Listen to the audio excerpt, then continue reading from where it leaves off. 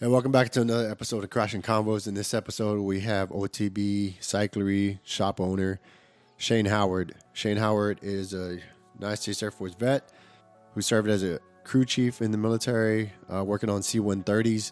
We get into some of his exploits down in South America, aliens, and what it is to be a shop owner. The upcoming race in Waco, Texas in May, hosted by Team Trail Party. What it's doing to the community there, and all things biking. So please sit back, relax, and enjoy the conversation as we get into the weeds of conversation. Without further ado, Shane Howard. How did it happen?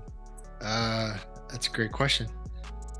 It's kind of embarrassing because I think back to like every time I was bitching about IA that we had to do every year, in the military. Yeah. But at the same time, it kind of reminded you how easy it is to get like hacked or whatever, or just it's like insider threat, all this shit, like those shitty ass videos that they used to do. Either way, it drove home the point. Fast forward, I don't know, I've been out of the military since 2018, and I just got caught slipping, man.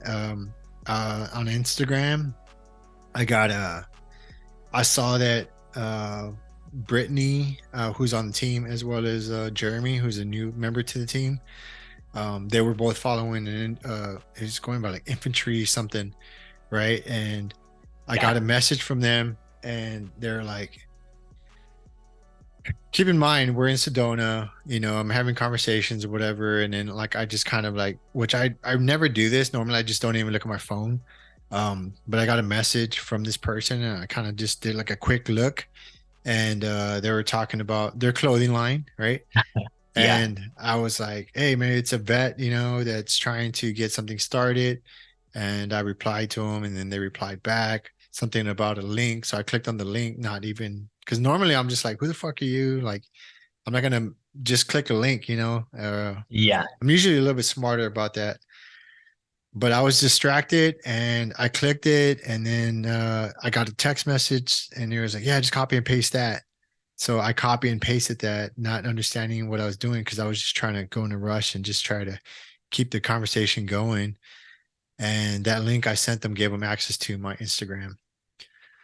That's crazy. So you copied and pasted it where? In Instagram? Yeah, I just copy and pasted the text message I got to Instagram, and I honestly, I didn't like have anybody take apart the link and see what was in it or whatever. But yeah, that was enough. And it's been I didn't allow it to kind of get to me too much, because at the same time, like I was concerned to what level of that they've got, like, that they got access to. And something was telling me, like, just change all your shit now, because I had a hunch. But at the same time, I didn't want to be on my phone while we're on this retreat in Sedona. And it's this beautiful place, and we're with other people, we're meeting new people and stuff. And I didn't want to just be on my phone. I just don't like doing that. So they were able to take over my account, change my password, change the two authentic. I can't say this word. I've been trying to say it all fucking weekend. Authentication. The two, it sends you a message to your phone. And so they changed that and all the other stuff. So I didn't deal with it really until I got back. I mean, granted, I was trying to do some damage control and send people the links, like people I thought of, like that it might affect, not understanding like how many people would just kind of click on it. Like it got one other guy, who's a friend of mine, but he was able to kind of get into his PayPal, because they got into his PayPal, and he was able to pull his credit cards out of there. So he didn't get affected. I think his account though got it hacked, his Instagram, but he didn't really have anything on there. And then one other, so just today I saw, I believe, Dirt Life. You know who Dirt Life is? It's no. So I had him on the podcast like last year, and he's a firefighter, kind of in the same wheelhouse, trying to raise awareness for MTB, as well as all things outdoor sports. But like he's a firefighter. Did I say that already? Okay. Yeah. So that's how we got connected. And then we kind of started building a relationship. Fast forward, I got a message from his account today with the same MO. It sounds like the same hacker. So it sucks, because I don't know if he got it from me, and I know of somebody else, but it was from a different account, the one I was talking about. So It sounds And like it's a pretty common hack. I wonder what the end goal is though. Like what are they just trying to get information from you? Like what's the point of getting into your Instagram account? I think it's not. No, it's probably me, right? Because a lot of people, well, not me in general, but I think the idea is to get into someone's account, thinking that they're gonna have all their personal information on there, which I do not. Like I have my name, but it's not like other stuff is wrong. You know what I mean? I intentionally do that. Um, and that's the kind of one fail safe that's kind of saved me. Like I don't have any credit cards attached to it or anything like that, or but other people do, and I think it's to try to get into their because I didn't know they were able to get into a PayPal account. So if you have your, I guess your, um, I don't know, Apple Pay or whatever, like linked up with Instagram, it's like an easy grab for them. So yeah, I think that's the end goal is like money, but it also could be extortion. I don't know. They could try to find something on there and try to use it against somebody. I don't know. I just got Yeah. some dark humor fucking, you know, shares or whatever, but most military Yeah. guys do. So Yeah. it's whatever. It's it just sucks. Like I feel more bad for those that may have got taken advantage of that were following me or whatever. I do Yeah. that because it's like following is weird. It's a strange thing for a social media platform to choose. Does that make sense? Is that What do you mean? yeah? Like how I'm kind of going on a different subject, but the idea of having a follower, at least for me, it's strange. Like the idea of it on an Instagram. Somebody that you don't know. No, it's just in general to use the Okay. term follower on a platform. Okay. You know Yeah. what I mean? Yeah. I gotcha. Just at the very basis of it, it's weird. Um, but yeah, it's just me. I don't know. But anyways, enough about me and my clothing line and back to story. Can't wait for the merch drop. I know anybody that knows me knows like there's two things I don't like. It's like shopping for clothes, and two, it's like I don't know. Like I understand money, I get it, or in the place of it, but that's not something I try to accumulate and grand. You know what I mean? That's not. It's I don't know. So one of those weird things that Yeah. highlights the worst in people sometimes. So Yeah, and something it's something that we've totally made up and agreed upon as a society.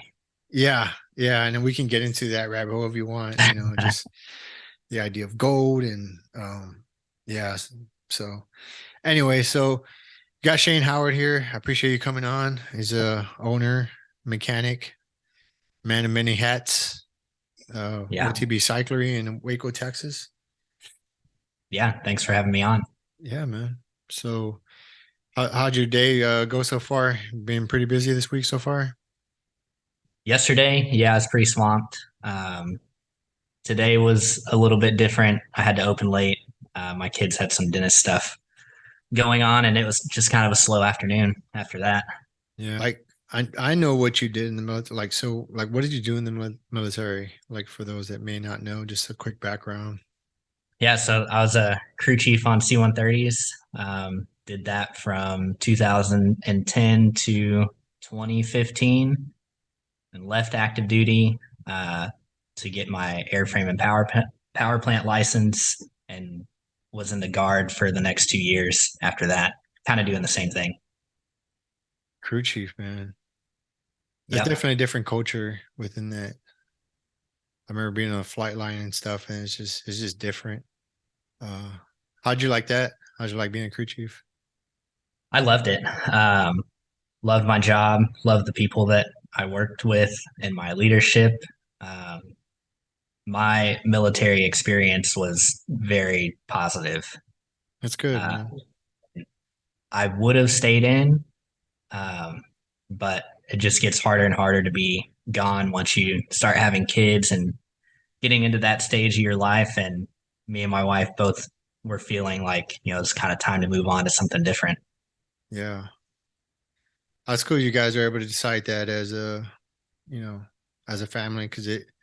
I had somebody on the other day, and his name was Larry, and he was in for I think 21 or 22 years, and he said he had 12 deployments, and just that alone, it's it's taxing. You're always out the door, and then you have shortfalls.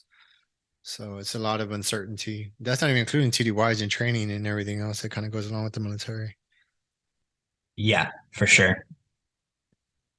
So, um, within like, what C-130 did y'all work on? J or? Yeah, so when I got to my duty station, the H models were on the way out, which is the previous model before the J model. So I was brought up on the J model. Um, I've only touched an H model a handful of times. Yeah. Like, so when they were coming into the field, was there like the people that are like, oh man, like I have to learn this new system? Was there like excitement, or was just like kind of like talking shit, or was it like both sides of it? Yeah, I think you're always going to have whenever of course you get there as a young guy and everyone it's like trial by fire. Everyone's trying to get you spun up, and then you got some people that are just cranky and grumpy and want things to change, and they're never going to learn anything on the J model because the H model's so great. Or like we don't know how easy we have it because we were brought up on the J model and never worked on the H's, like stuff like that. But then you also like whenever I was in, there was this big cross training and like moving around of crew chiefs. And so we had a bunch of fighter guys that came um, to heavies and worked the C-130. And so that was, there could be like a staff sergeant or tech sergeant that was a brand new guy learning a whole new airframe. So was that like a merger of career fields, like in the sense of like doing away with a certain heavy, so they're going to bring them into I think it or was just fighters? I think it was just manning. Like I think they just needed more manning on the heavy side, and they weren't getting as many new people as they needed, and Mm. so there was some fighter guys that were forced to come over. Oh man, that's never good. I know they had merged our career fields as well in com. They merged. At first, it was like bringing over the antenna guys into cable maintenance, and there was like always this like we were like in sister shops, so it was always kind of like this, I don't want to say friendly, but just always talking shit to each other kind of thing. And so when they came over, it still kind of stayed separated, if that makes sense. But with you guys, it didn't sound like that because you got to work on the aircraft that's there. You, you know what I mean? Yeah, and if you were ambitious and you wanted to learn your job, because one of the perks of being on a cargo plane is that you can be part of the air crew. And so if you kind of prove yourself, you get good at your job, then you get a chance to be a part of the air crew and fly. And that's something that the fighter guys, never got to experience. So you had some people that came over that really took pride in what they were doing so that they could fly. Oh, nice. That's Yeah. good because that makes it easier, especially for the younger guys to kind of get on board. Yeah, for sure. Dang. So, what bases were you at? I was at Dyess Air Force Base in Abilene, Texas the whole time. Good old dice. Yeah. Yeah. So the C-130 world, it's real small. You only go a couple of places. And if you go to Dyess, everyone, I'm sure it's the same at other bases, but people are like, yeah, this place is a black hole. You're never going to leave. Yeah, I've heard that about some places, and then I mean, it's probably different for you guys because you literally only have so many places. I know. Yeah. I didn't know Dias had C-130s. I know I saw a lot of was it B-52s and B-1s. Yeah. So it's a B1 base, but the C-130 operation, they're a tenant unit. And so they rent part of the flight line there. Huh, that's Yeah. crazy. And Yeah. it wasn't like a. It was just cargo, right? It wasn't like a gunship or nothing like that. I don't think Yeah. they had No, those all, there. all the all the gunship stuff is in Florida. Yeah, I was at Yep. Eglin for a while. And like Herbury had a lot of C-130s there, but most of those were gunships as well. Yep. So, so you get out of the military and like, how long you been riding bikes? Since I was a teenager, But I've, dropped it a couple of times and then picked it back up. And like there's a period of time that I didn't ride bikes for, 4 or 5 years. But yeah, it's just been something that I've always enjoyed. Um, Skateboarded a lot as a teenager, so kind of did that in the mix too. Um, but yeah, it's kind Yeah. of stuck with me. It's a lot of fun. And what did you like? Where'd you grow up at? So I'm a Texas kid, but Oh, there you go. I don't really have a hometown. Moved all over the place following my dad. He was a pilot, so he was, we were constantly moving. But I was born in Lufkin, and I've spent the most amount of time in Waco. So Okay. if I had to pick a place, Waco is hometown. Yeah, I mean, Waco. I was pleasantly surprised with Waco. I mean, I think there was a lot of it to ignorance, in the sense of like the writing there. Um, but yeah, it's was it Cameron Park? Yep. It's got some Yep. good writing. So what? Yeah.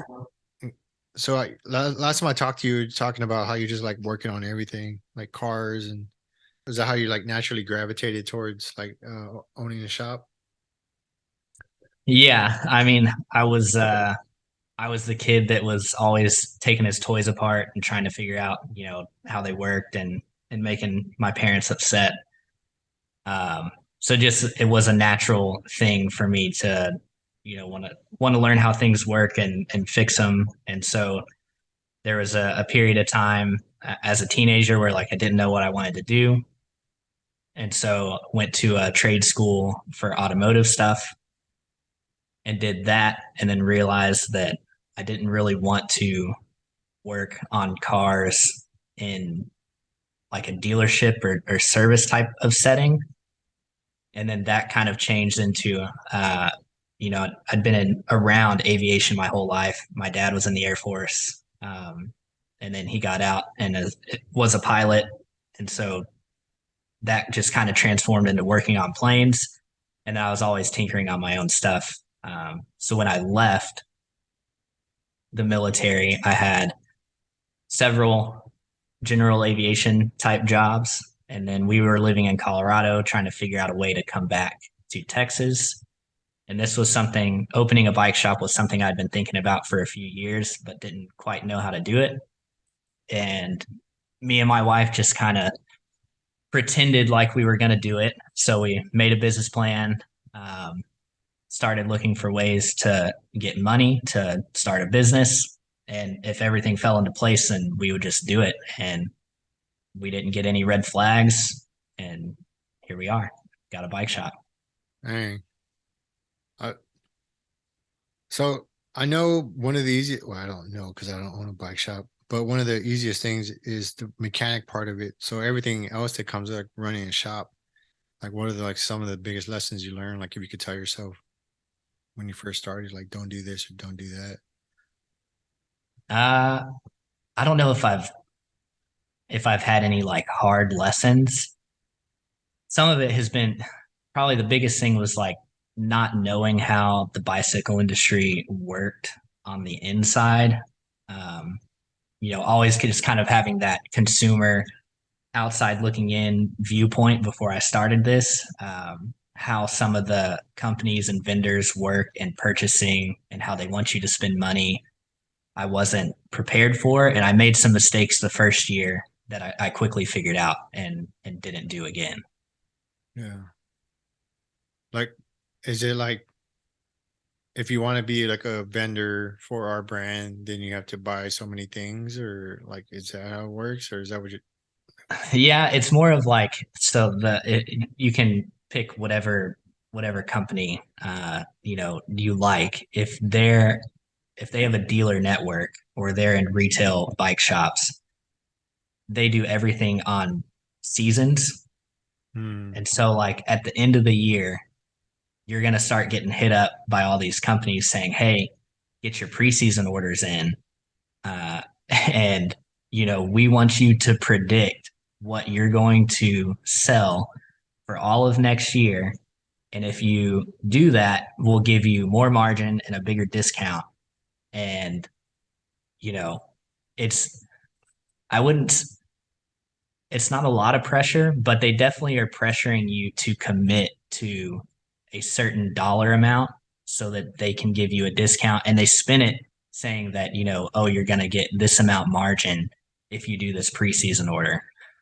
So how I got caught up in that was like, oh, okay, well, I'm going to do these preseason orders so that I guarantee, 50% margin on these products that I sell, but not knowing what was going to do well and what wasn't, I got stuck with a lot of inventory that wasn't moving.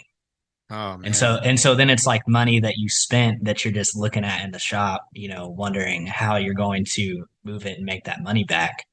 So that was a big learning curve, was figuring out that I can tell these people I'm not going to put in a preseason order.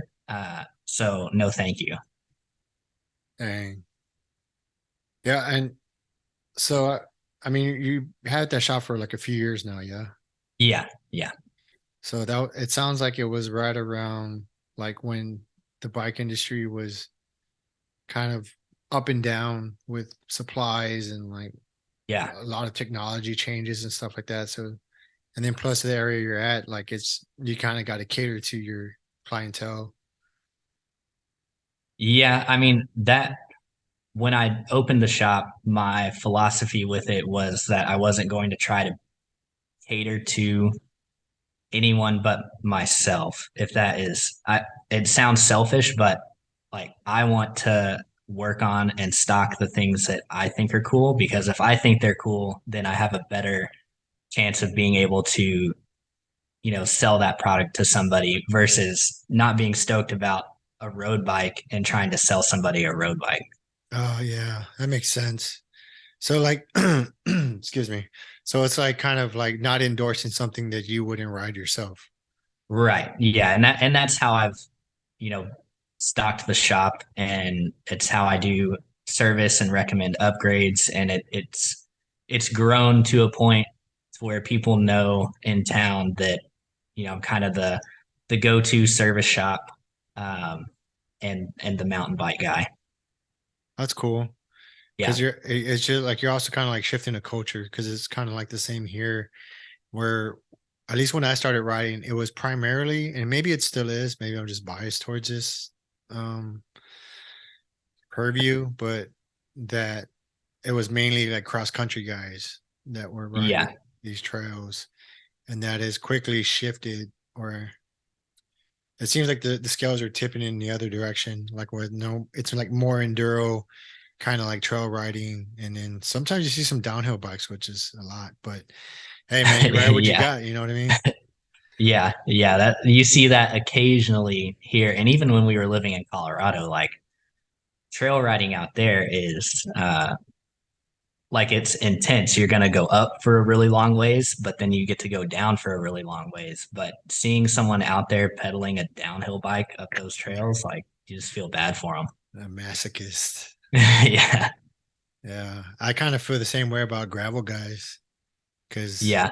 I like to think that, I mean, I have a lot of suspension. Like my trail bike is 120, it's a hard, no, 130, it's a hardtail, and then my enduro is, or my shit, I can't remember. Firebird is 170, 162. But my shoulders are kind of been like, since they were wonky from the military, a bunch of push-ups and all kinds of stuff.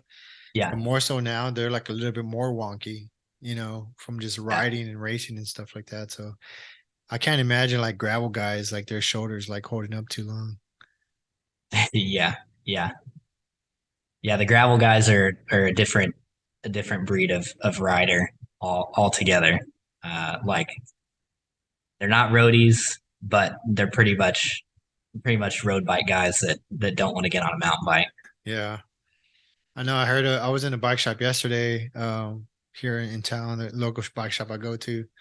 And they were talking about how, or one of the guys in the shop was talking about, when he was in the shop, like a customer was like talking about how cross country is shifting in the UCI, or like whatever circuit that they run in, that they're putting more drops and more like bigger drops and doubles and Yeah. stuff like that. Yeah, some of the cross country courses, the UCI stuff, like they're hitting some big stuff on those, 100 millimeter bikes. Yeah, it's like pretty much riding like a dirt jumper. Yeah, and they pretty much all have dropper posts now. Like that used to not be a thing a couple years ago in cross country, but now they pretty much all have dropper posts.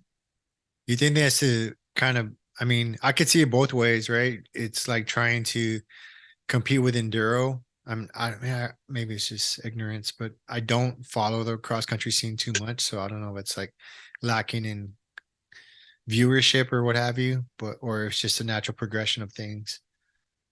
Yeah, I mean, I think that when you start adding, 6 foot drops on cross country courses, that those guys are like, all right, I need a dropper post. Yeah, no kidding. Um, yeah, I mean, I send a lot of stuff on my hardtail, but yeah, I want to go to Spider. I saw some little kids. I don't know if you saw that video of Spider Mountain where those little kids were dropping sleep tight on those little Yeah, bikes. I saw that. Yeah. After I saw that, I was like, I'm gonna do that on my hardtail. So if I die, Yeah, I mean, the times that I've been since that trail has been open, I see somebody explode themselves on that drop every time. yeah, it definitely seems to throw you deep, like really easy. So if you're coming in too fast, but Yeah. I did see some younger guys, like I'd say like I mean, I've seen some young guys explode at the bottom too, but just like curb the speed, like I think hit it pretty hard or pretty fast, I should say. Yeah. So what are you riding now? Right now, I'm on a Revel Rail 29. Um, it's there. It's like kind of an enduro bike. It's more of like all mountain was a category, a few years ago, and that's what I would say that this bike is. Like it's got enough travel to handle most things and is easy to pedal uphill. That's good. I know a buddy of mine had a Rebel and I looked like a sick bike. I never rode it, but I know like the history of like the Camfro brothers and stuff like that. Like I mean, they Yeah, put out some good stuff. yeah, Um, are you a sponsor of that? Not a sponsor. What's the word for it? a dealer. A dealer from them? Yeah, yeah. Oh, I'm a nice, dealer for Revel and Canfield. nice.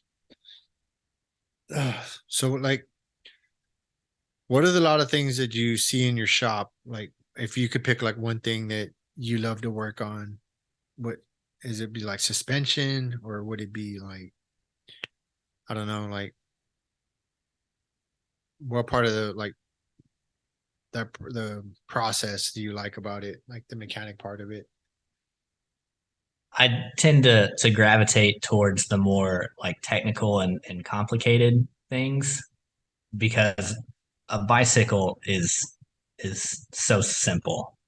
It's a really simple machine, and so the things that I like to do, I think kind of require a little bit of skill, and so I really like to build wheels and do suspension stuff.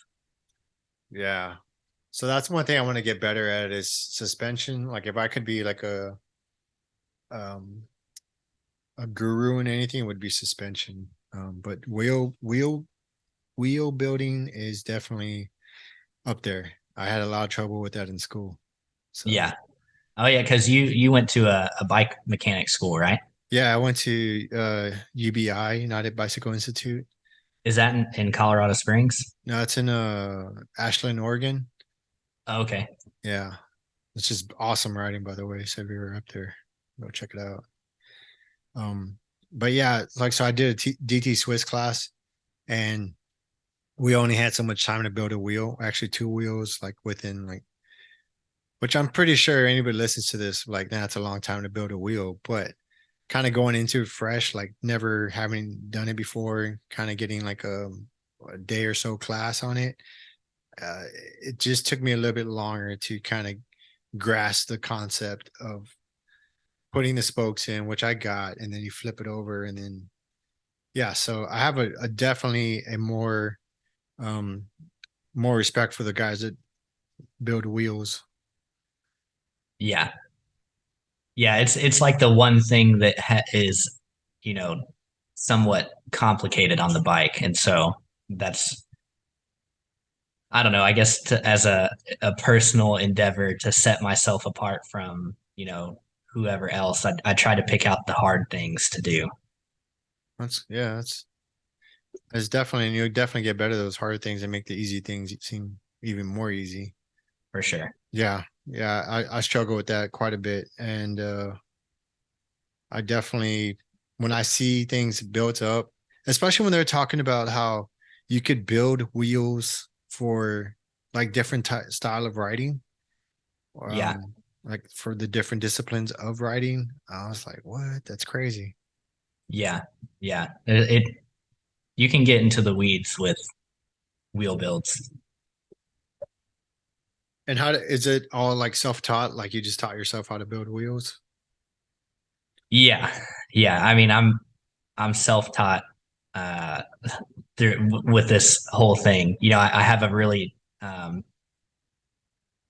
mechanic background with cars, airplanes, motorcycles. So I didn't feel like I needed to go to a school to learn how to wrench on bikes.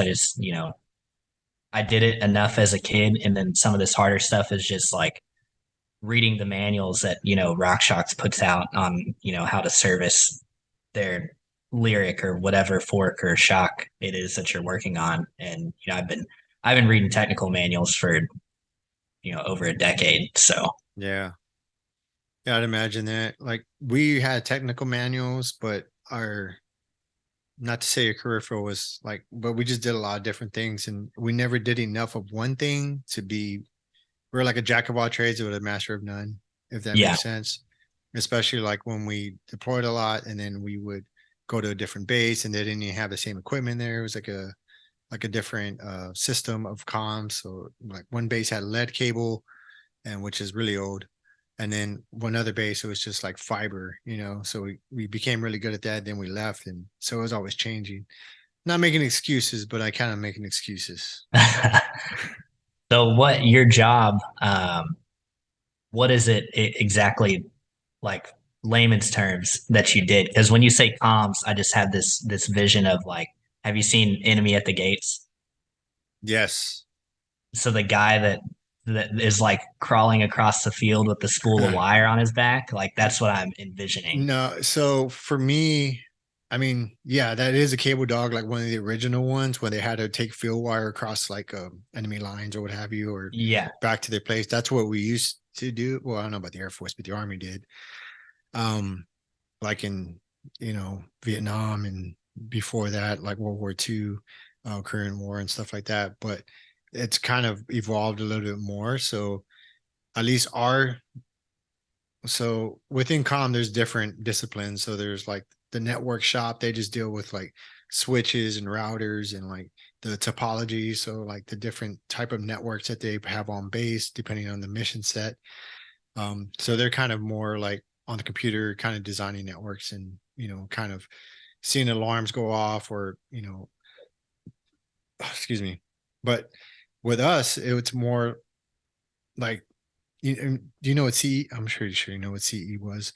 So we're pretty much like the CE, yeah, digging trenches, um, running either copper for like phone lines or alarm systems or meteorological cable for like, the ILS or, whatever on the flight line.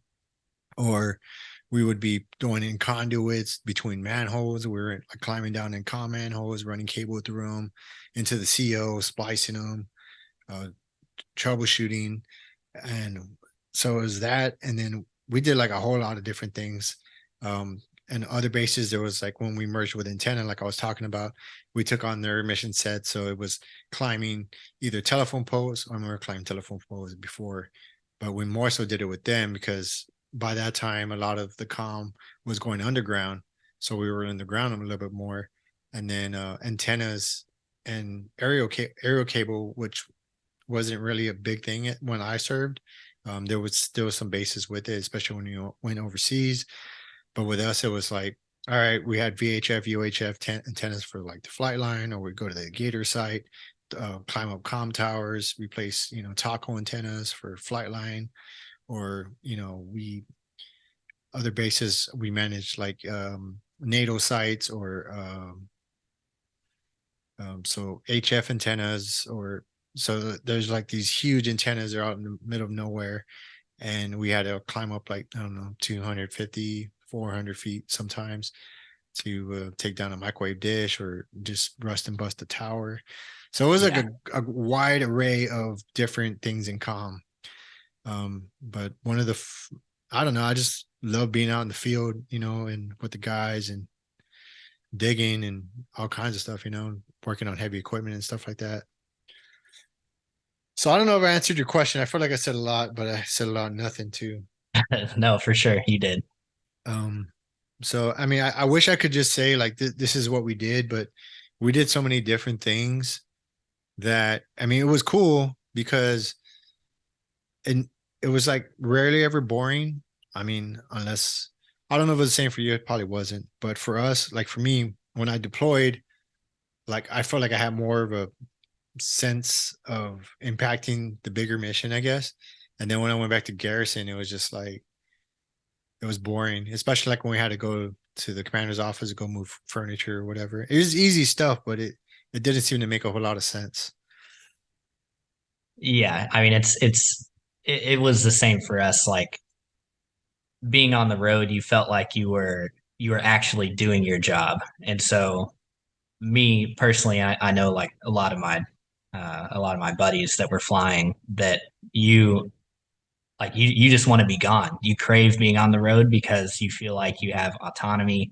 You can do your job and not have, somebody breathing down your neck about your training or whatever. Um, so yeah, the best times were TUI on the road. Yeah, I agree with that 100%. And that's another thing I did a lot too, is go TDY a lot. So it just, I got used to kind of, like you said, like you have more autonomy. You can do stuff and not really have to check in with like five different people or worry about, I don't know, some type of routing paperwork, and the right routing people weren't on there. So people would get upset, and it's just, but yeah, that's cool. In the sense of the just understanding, like, how you felt more, you had more of an impact on the road. And so that brings up another thing, right? So that would just make you want to raise your hand and go on every TDY that came down the pipe, right? Oh yeah, I was TDY all the time. Um, yeah, it's a lot of fun. And you kind of like looking back on it now, it's kind of crazy to think that like this crew of five people that are like all 25 years old or under in charge of this multi-million dollar plane like thousands of miles away. It's Yeah, it's crazy how it all works. Yeah. And that gave you like a sense of ownership though, right? Like you took pride in that. Or I assume you took pride in it. I can see you lighting up a little bit, Yeah, so I can see you did. yeah, it was a lot of fun. Yeah. Same thing for us. We, like when I was in Germany, we had a lot of we had our regular bucket deployments, but then we also had to manage like all of USAFE as well as some of the NATO sites around. And then when Libya kicked off, and we still had everything going on in Afghanistan and Iraq, and so we also did training over there. We'd go TDY over there, train some of those people up for climbing rescue, or we would, I don't know, go on these random TDYs. So we're always out the door. And then, but at the same time, it kind of, when you were experiencing all these different countries and cultures, and it definitely made you appreciate, uh, I don't know, like, I guess kind of looking at past or what have you, and just be like, man, we don't have it as bad as we thought we did. It gives you that perspective. Yeah, yeah, for sure. Where were some of the places you went TDY to? So I've been to Greenland a couple times. Oh, Those nice. were memorable trips. We were doing a lot of South America stuff. Like our wing was tasked at the time that I was in with doing a bunch of drug interdiction Mm, stuff. So those were a lot of our trips, South America stuff. yeah. My first unit we had I was at the 838th, which was in San Antonio, but we had different mission sets of like we pretty much divided the globe up, and our sister unit, which was out of McClellan, they did a lot of South America stuff. And then when I was TDY a lot at Davis Monthan, they did a lot of stuff like that, drug interdiction and stuff like that. Yeah. So that, all South America.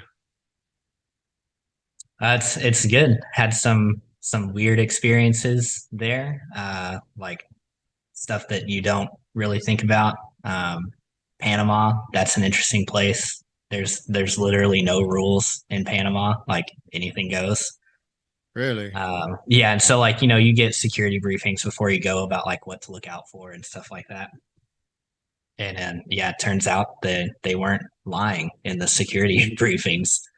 Wow. Um, We got stuck on the ground in Bogota because the Colombian government said that our government issued United States passports were revoked. So that was an interesting time too to have like armed Colombian military guys around a United States C-130 not letting us leave. Wow, Uh, that's crazy. yeah, and I don't even know what that was about. If it was some type of I don't know diplomatic thing that the reason that they didn't want us to leave. Like we had just brought them a whole bunch of weapons, so you would think that they would have just let us go. Yeah, I wonder if it was, I don't know, like extortion or something, trying to get more money or something. I mean, I don't know. It could have been Yeah, anything. could have been anything. Could have just been a bad day. Yeah. Have you seen any of those movies with like, was it American? Is it called American Born with Tom Cruise? Where No. it's based off a true story, and he was a pilot for like Delta, and then he got recruited by the CIA. I gotta look that Oh, up. was he was like flying drugs or something, right? Yeah, Yeah, yeah, yeah, and all that stuff with Pablo Escobar and stuff. That's what I thought. I yeah, know that's what y'all weren't doing. I know that's not what y'all were doing, but that's what I thought about when you said South America. That's a wild movie. yeah.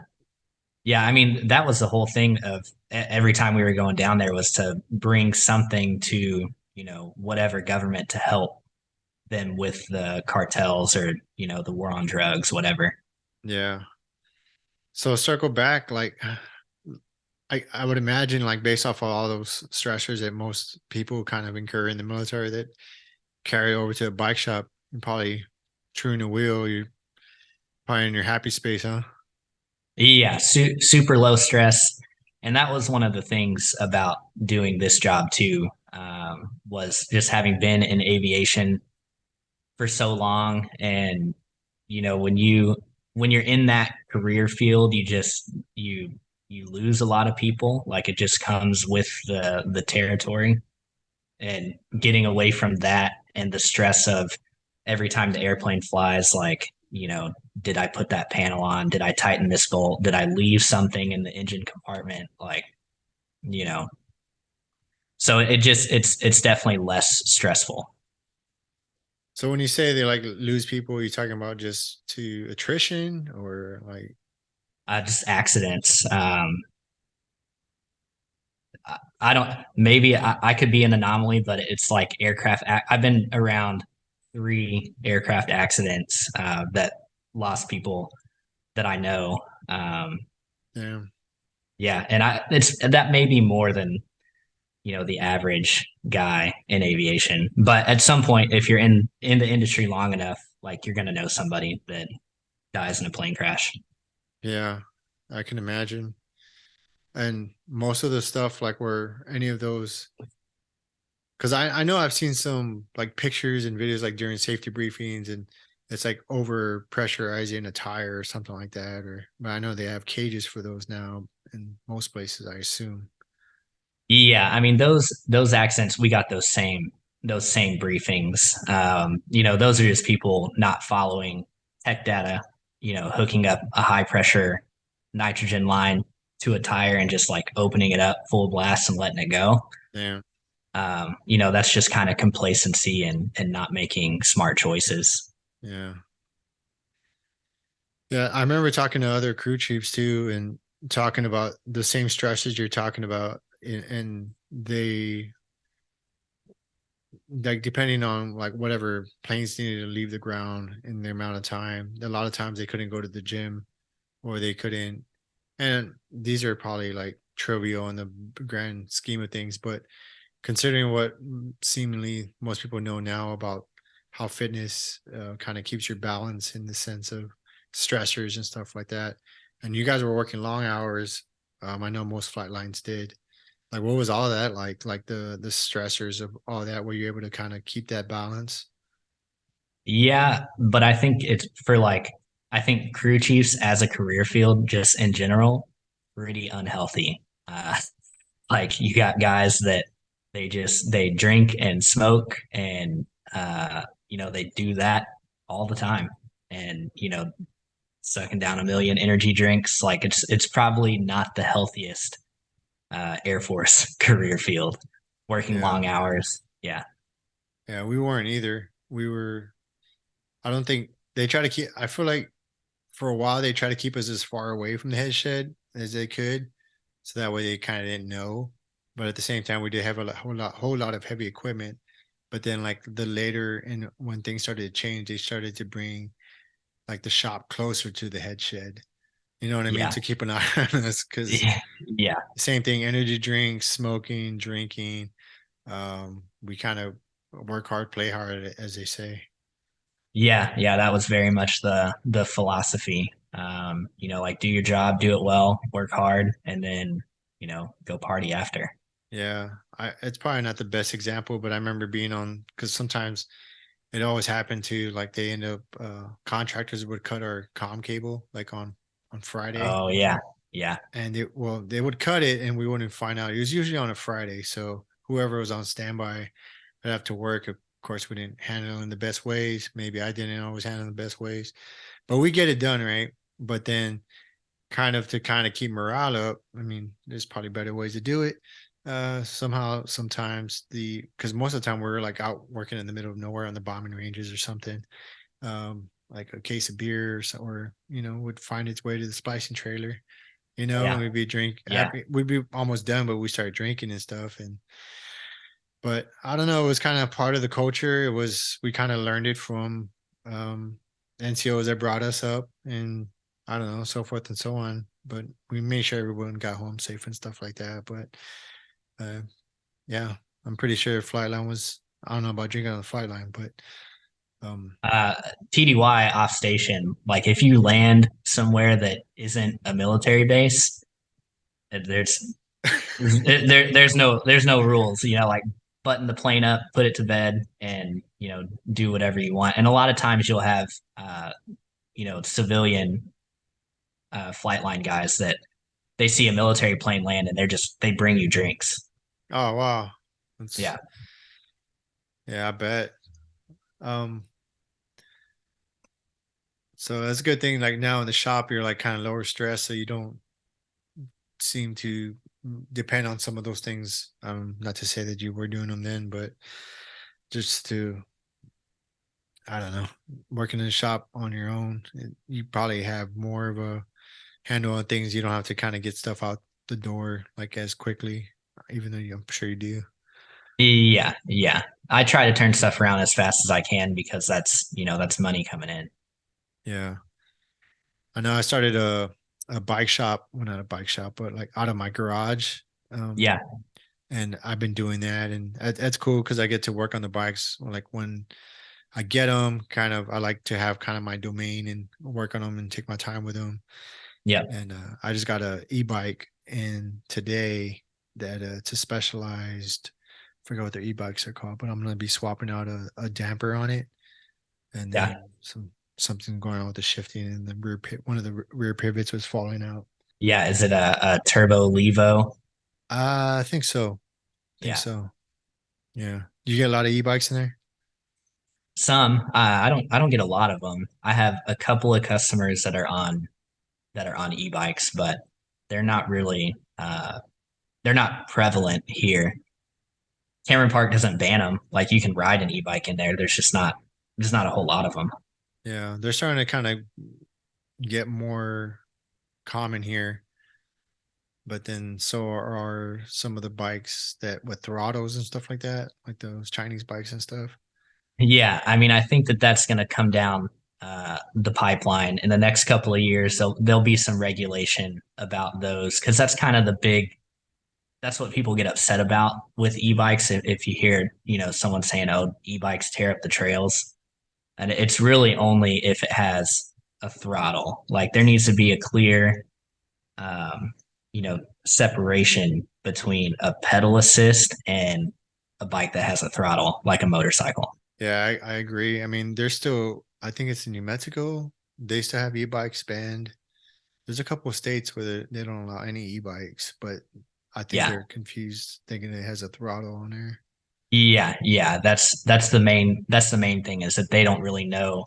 They don't understand the difference between pedal assist and a throttle. So I had a question, like in the sense of like, there's been a lot of talk about like the industry kind of like I guess manufacturers having like an overstock of items and stuff like that. Are you starting to see that in the sense of from a shop's perspective of things are like being easier to get as well as like prices starting to come down to some with some regard? Some manufacturers have dropped their prices, like Kona, one of my brands. They have lowered their prices on some of their bikes, and parts availability is really good right now. It's I would say it's recovered fully from COVID and all of that supply chain issues, but the physical bike space is what is in trouble right now and going to make this year interesting. Luckily, I don't really rely on a lot of bike sales. Like the majority of my business is service and doing upgrades and gear and stuff like that. So I don't need to sell a bunch of bikes. Um, but what's happening right now is that all these manufacturers bolstered their supply and they took in a bunch of new orders whenever there was this kind of mini bike boom during COVID. And so now they're seeing the effects of that now that it's kind of tapered off. So all these manufacturers have an excess of inventory and they got to get rid of it. And the best way to get rid of it is to discount it. Yeah. Well, I guess that's good for the consumer. It's good for the consumer. It definitely hurts the bike shops Yeah.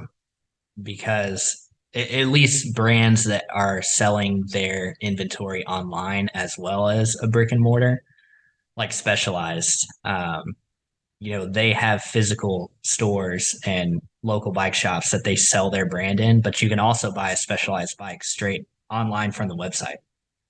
And I think you can get like a really top notch stump jumper right now for like $2,500 off. And Wow. that's on the website. And they're not passing uh, that discount on to the retailer. Wow, that's crazy. So that it's like on some level they're asking the retailer to pay almost full price, and then it's almost like cutting y'all short or cutting bike shops. Dang, that's crazy. I mean, it's Yeah. I good for mean, the. Go ahead.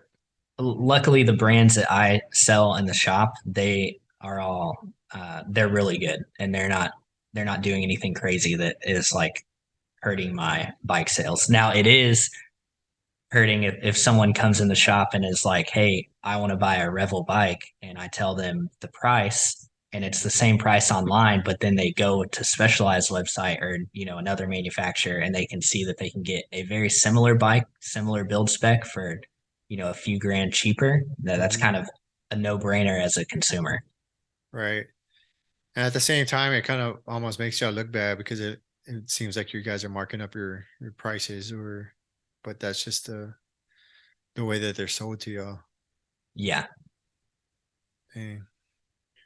What technology do you see like changing in the future? I saw at the Sedona Bike Festival this like belt drive system. Have you seen that Yeah, yet? yeah. I actually have a gearbox belt drive bike in the shop right now. Um, they're cool, but they have some advantages, but I think they still have more disadvantages than they do advantages. Weight, they're really draggy. Like you can tell that you're having to put more force into the drivetrain to get up to speed. Shifting is kind of, clunky. Um, so it's like it's a cool concept. The best thing is that you don't ever have to clean or lube anything. Like it's just Yeah. contained.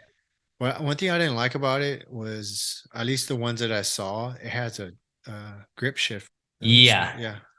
yeah. This bike that's in the shop, it's an instinctive. It's a European brand, and it is not a grip shift. They have paddle shifters like Shimano or SRAM, but the majority of those gearbox bikes they are grip shift. Yeah. I saw it and I was like, I kind of feel, I mean, it's probably my ignorance, but or lack of vision, I guess, but I kind of feel like we're going backwards with that one in the sense of, you know what I mean? Yeah, yeah. Um, I think that the way that the planetary gears work in that gearbox, it makes sense to just have one single cable that you pull on to change gears, and so that's why the grip shift is there. It makes it simpler for them. Yeah. And I also saw that like, because there's not, I asked him this question too. I only asked him one question because he was explaining to a guy that I was with, and he seemed more intrigued by it, which is cool because it looks nice. It's like a almost like a novelty, but it was like, well, how many manufacturers provide that same like capability to put this gearbox on, you know? And he said it was only like one or two of them, so you're kind of Yeah, limited.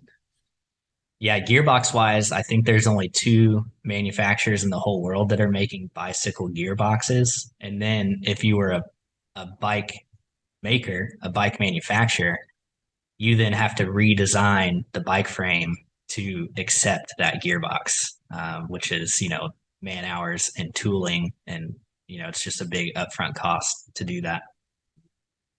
Yeah, and plus they're heavy. It seemed heavy, but I didn't try picking it up or nothing. Yeah, they are heavy, but keeping that weight, it's the same feeling as like riding an e-bike. If that motor or gearbox is down low, in your bottom bracket, it's going to make the bike feel more stable at speed.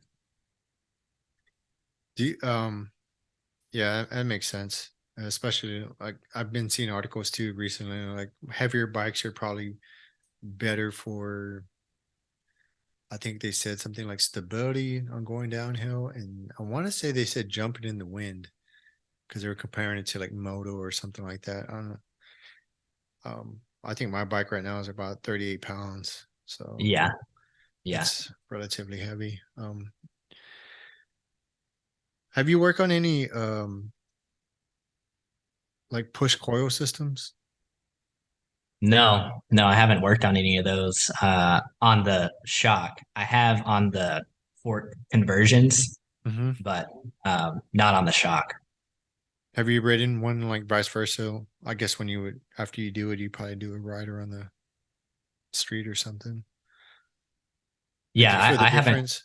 I haven't been on one. I'm a coil rider myself. Like I enjoy having a coil shock versus an air shock. Um, but I haven't been on the push to know, if it's that much better than the coil that I'm riding right now. Yeah, because I was, which coil are you riding right now? The rock shocks. Okay, I was thinking about switching a coil, but I don't know if I just got used to my DPX2. It's the standard shock that comes on the Firebird, but I kind of got used to that kind of like poppiness. You know, I got used to that floating over like chunk and stuff, kind of almost like feeling a little bucky, I guess. Um, but when we're at in Sedona, we were right next to the EXT folks. Yeah. Got to talking with them, and there was some talks of getting a good deal on one. I was like, man, I would hate to get one and then not have. Um, you ever get like have you ever upgraded something you think you're gonna get an upgrade and then you don't like it? Yeah, I mean, and that's one of those things that it has the potential for you to not like it because there's just characteristics that are different between air and coil. And if you are a rider that likes your back end to be poppy, then Yeah. you probably won't like the coil. Yeah, I mean, I don't know yet. I mean, I've never ridden one. There was some talks about possibly getting a demo because I was talking about all those things, and uh, of course, they were like, offering well, maybe we could do a demo or something. I was like, that'd be cool. I'll try to give you all my review or whatever. But Yeah, from what they were saying from their system compared to the push was the that it's not as dead. I don't want to, that's not the word they use. That's just kind of like how I envision it when you drop the back end, it just kind of dies, it doesn't like pop around or nothing. But yeah, theirs has a little bit more um uh they compared it to riding over some kind of fancy carpet to a Berber carpet. Like it's got more like bounce to it than the push does. But I yeah, don't know. I've never ridden one, so yeah. I mean that damped feeling, the dead feeling of the coil, like you're either going to love it or you're gonna hate it. Um, Me personally, I it fits my style of riding better. Um, but yeah, and I have a customer that uh, we did a coil shock on his bike because he wanted to try it, and he's back on an air shock now. really. And was it for the feel for it, or is it like what was the reasoning for that? Well, this guy he jumps a lot, and I told him I was like, dude, it's not going to feel the same jumping the bike at all. And he would come in, and we would try to fix it by like changing springs, messing with his shock settings to try to get more pop out of the back end. But it's just not that the characteristic of a coil. Yeah, interesting. Yeah. Well, I mean, it'd be cool if I can get that demo and at least try it, definitely would be cool. I Yeah, don't you know should. if you could run like a bigger spring, but then you don't want it too poppy, I guess. Yeah, I mean, you're going to run into like you need to be at the right sag setting. And so you run a stiffer spring and your sag's going to be off and the bike isn't going to perform like it should everywhere else. Like you may get good pop off the lip of a jump, but when you're going down through some chunky stuff, it probably won't feel great. Hmm. Thinking about it, like in that sense, I hate when I get stuck on like certain ideas. I'm just like, processing in my head, but I'm just like quiet, and just Yeah, like we can start talking or what? yeah. Um, But you should if they send you a demo, you should at least try it because then you get a feel for like do I like it or do I not like it? And the only way to know that is to try it. yeah, that makes sense. Makes sense. I know. I know I've worked on. They seem easier to work on than obviously air shocks. So that's one advantage of it. But do you know if within time, if the spring you have to get like up, like let's say you love the shock, right? And then Yeah. you does the spring lose rigidity or like tension over time, or is that? I think it would take so much. Like eventually, yeah, you know, But you it, probably it, get a new bike by then. yeah, I would think so. So the race in Cameron Park, like I'm glad that's happening. You know, in the sense of I don't know. I just really think that place has a lot of potential in the sense of another place in Texas to ride. And how was the experience for you, the first one in the sense of like exposure for the shop and everything else and the community really? Yeah, I think that it was really good. I think a lot of people had been wanting to do that type of race in Cameron Park, and then the people that had never heard of it were uh, pleasantly surprised. Like we have a lot of elevation for this part of Texas, and some fun, chunky trails that people probably had a lot of fun on. I think this next one will be bigger than the first one as far as participation goes, and people signing up for the race. And it's only good for Cameron Park and Waco. Yeah, that's good. It's like another place to kind of ride at, and it's nice around there. Like I have never been to Waco. I've only driven through it. But it seems that at least for mountain biking and like that waterfront, those restaurants over there, like that Yeah, was pretty nice. and it's changed a lot since I was a kid. It's one of those cities that you feel like this growth should have happened, a couple decades ago. Mm-hmm. Being its proximity to Dallas and Austin, and being having a larger population than a lot of these little small towns in between. Like Waco's just been kind of stuck and stagnant in growth, but we're in a boom right now. The city is expanding. They're building a bunch of stuff. They want new businesses to come to town. So it's a good time for Waco for sure.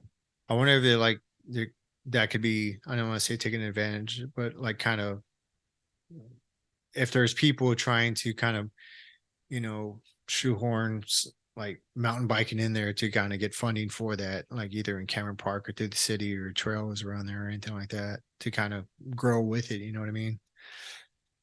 Yeah, Cameron Park's unique in that the city owns it, um, and but they don't really manage it, which is Mm. which is interesting. They kind of rely on like the volunteer groups and the bicycle club and stuff to manage the park. Um, and it being privately owned or city owned makes it harder to do things. Like if you mention that you want to make a new trail in Cameron Park, like you're going to get shut down. Why, why do you think the reason is for that? Like safety or? I think it's because the city has their hands in it and they don't really know what to do with it. And so the idea of someone coming in and making something new, they're just thinking about liability and, uh, is it done professionally? I think it's more of an optics thing than anything. So like aesthetics, like they want it to look nice or? That and just how like who's doing the work. Is it a trail that the majority of people can use? That's a big concern is with the city is how difficult the trails are. They don't want people out there getting hurt, which is understandable. Right. We run into the same problems here.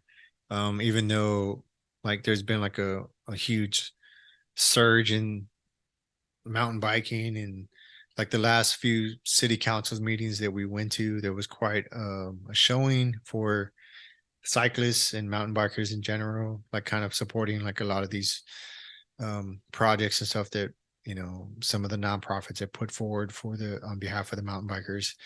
But there's still that part of it. There's still people within the city that do not ride. They don't know. I don't want to say they don't know, but I think it's getting better.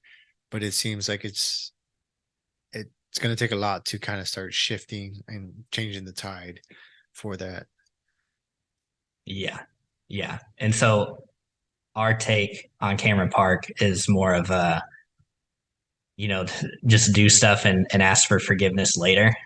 Yeah. And so there we have road trails that the city doesn't know about, and like even on the race, the last stage, I had cut this trail through the woods that connected to this other trail to kind of make the stage longer, and that wasn't there before. And I didn't ask I didn't ask for permission, and some people wanted to mouth about it after the fact, but now people use that cut through trail all the time.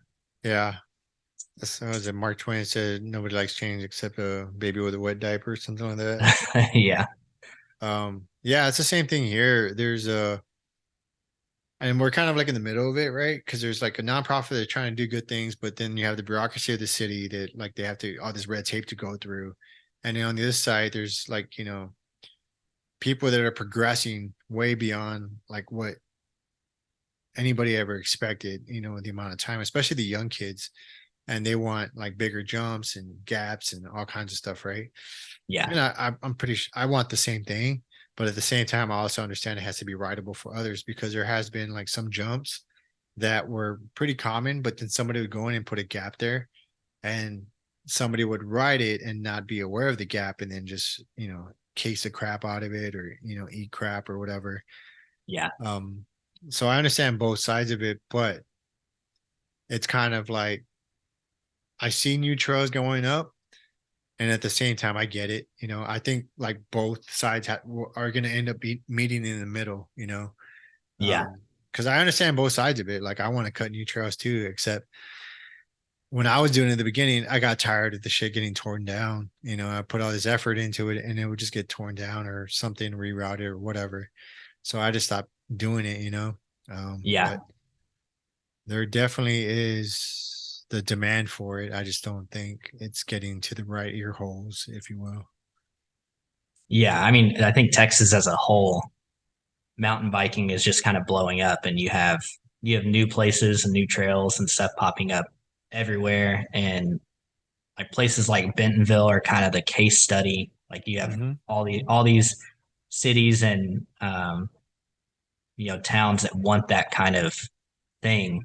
I know like Tyler, I've heard, I haven't been out there, but that they're really trying to do some Bentonville type stuff in Tyler, and Really? have it like connect to the town and everything. And I haven't been to Tyler since I was a kid, so I don't even know what the town looks like anymore. But Are they like when you say they're trying to do, you talking about the community or like in lock and yeah, step just with the just city? just the involvement of the city being intentional with trail design and trying to get mountain bikers to come to the town to ride their trails and then spend money in town. It's kind of this economic growth thing. I think it's good, and I mean, granted, I am biased, but I think it would Yeah, benefit the city in so many ways, especially a city like San Antonio, because their main industry is tourism. I mean, that's yeah, rapidly changing with other stuff, but tourism is has always been this city's bread and butter. And if they could, like, I remember when I was riding in Germany, and that's when I first started riding. I went like 4 or 5 times, and I never rode again for like 10 or 12 years or whatever until I retired. But I remember just riding on the trail, right? And then you would just pop out, and there was a Nimbus there in a restaurant. You'd stop, have a beer, eat some food, and just keep going. And it would connect all the towns. And it was so awesome. And it was like, damn, this is cool. But it would behoove a city like San Antonio or Waco to do that because that's just more revenue for the city. And on top of that, you kind of start promoting this physical activity, which is fun. But yeah. I don't know. You need to start running for city council or something, man. I, that's not my wheelhouse. I have no desire. I have no desire to do anything. Like I would rather do stuff, behind the scenes. Yeah, I'm the same way. I'll help anybody in that sense, but I really don't want that responsibility of because I know what that entails, and I'm not seeking any type of I don't want to have that amount of stress again. You know what I mean? Yeah. Yeah. And it's like I don't think it'd be worth it. But at the same time, I try to support those that are in those positions to either have a community through this podcast or just in person, like tell them like, hey, like I get it. It's taking forever. However, this is kind of like the game they got to play. If you want these things to happen, then these other things need to happen. And unfortunately, those things can't happen until the people in the suits and high positions in the city, you kind of get the warm fuzzy from them or funding or whatever. And but until then, it ain't gonna happen as quick as we would like it to. Yeah. Oh, you're good. Yeah, my pup's right here. I got distracted because she started to shake right now. and I wasn't sure if she was having a dream or something was going on with her. I just wanted to make sure she was good, so I got a little distracted. But I um, mean, I'll get into anything. The Sedona trip, do you feel like it was a good turnout? it was it would have been a lot bigger, but that snowstorm that came in was it turned a lot of people away from what I've heard. Like I know some other people that were supposed to be going up there, but when they heard about the snow, they turned and went to Bentonville. Um, but there was, I mean, granted, this is my first time going, so I don't know. I can't compare it to other times. Um, but it seemed like there was the right amount of people. There was a lot of vendors. You had everybody from Continental to Max's to Magura. They were there, like all the main industries, and especially a lot of bike shops. Like Ibis was there. I don't know if Pivot was there, but Kyle Strait was there. Um, a bunch of like Instagram people were there. Yeah, So it was a definitely a good place to have make connections and stuff like that. Like I said, EXT was right next to us. The program got a lot of exposure. We had a lot of people stopping by the tent, buying jerseys. Rodeo, I mean, he makes the jerseys, so he was there as well. Um, and then we had a nice Airbnb, and we got to meet some folks from El Paso and some of our ambassadors in Tucson. So, well, I don't know if you know Evan, so but he was down south of Tucson. He's ambassador there, and then we had um, we're within MTB. He's the chapter lead out of Phoenix. So we got to meet with all of them, got to ride with them just that one day. But it was good overall. I would definitely want to go back though when there's less snow. what trail did you guys ride?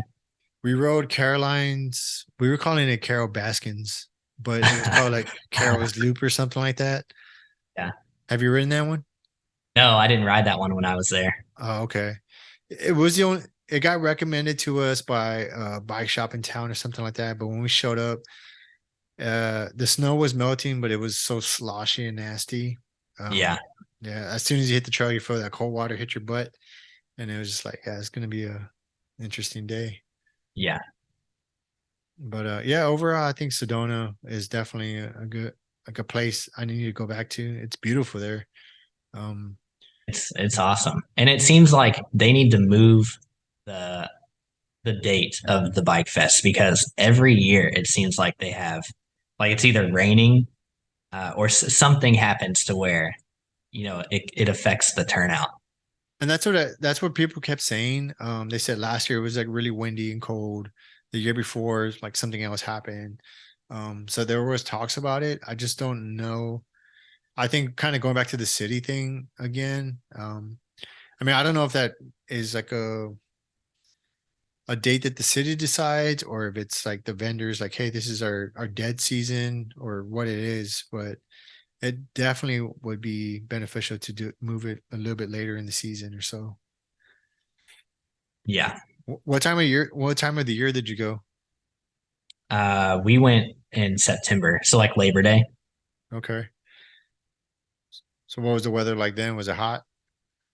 It was perfect. It got hot in the afternoon, so like you wanted to be done riding, around lunchtime and go back to the house, cool off, and maybe go out again in the evening. What trails did you do there? We hit all the big name ones, Highline and the Hogsback Trails, Mezcal Loop. Um, there's a couple other little ones that we hit, but we mainly just wanted to hit, the famous ones, I guess. Yeah. I didn't even like do any research prior to going. I didn't most of the trips that like we go on or even when I do go on by myself or person like just on a personal trip or whatever, I don't do any research. Like I just Really? go and just try to figure it out. Like Yeah, I think it was 2 years ago I went to Carbondale, Colorado.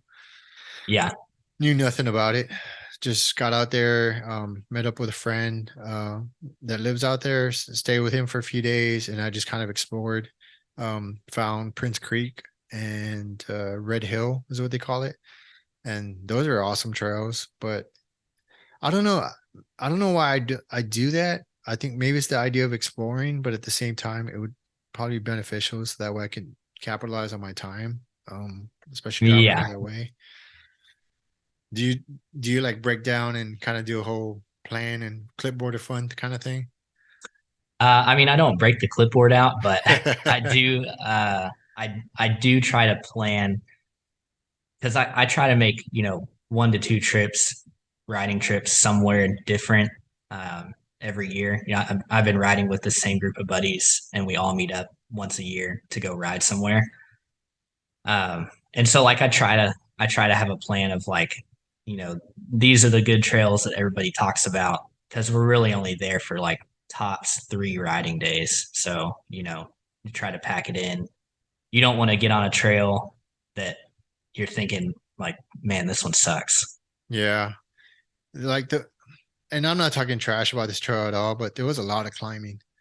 And I don't mind Yeah. climbing, but when you don't know where you're going and you're climbing the most of the time, it can kind of, I don't know, it can be not as fun, I guess, is what I'm trying to say. Because I Yeah. still kind of enjoy it. Uh, Especially, I don't know, it's different, right? You're riding on snow and it's kind of sloshy. You don't really know where the line is. And then you kind of lose the back end a lot. So, but honestly, what was really bothering the shit out of me was the griminess of the bike. You can hear like the chain like Oh drag, yeah. Yep. just grinding. I was like, oh my God, it sounds horrible. That red dirt. Yeah, it's still coming out of everything. Like I had Yeah. to wash my pack twice. I washed my bike. I thought I detailed it pretty well. I took the wheels off and everything else. And I even, yeah, I didn't take all the, I initially was going to take all the pivots out or like at least look at them and kind of clean them out, but I didn't even do that. But there's still like spots that are on there. It's just like the hub's all red Yeah. and Yeah. it's nasty. But I imagine in the dry, it's a lot better. Yeah. Yeah. It's kind of typical desert riding, like Moab, Utah, same type of terrain. Uh, yeah, it's a lot of fun. Yeah.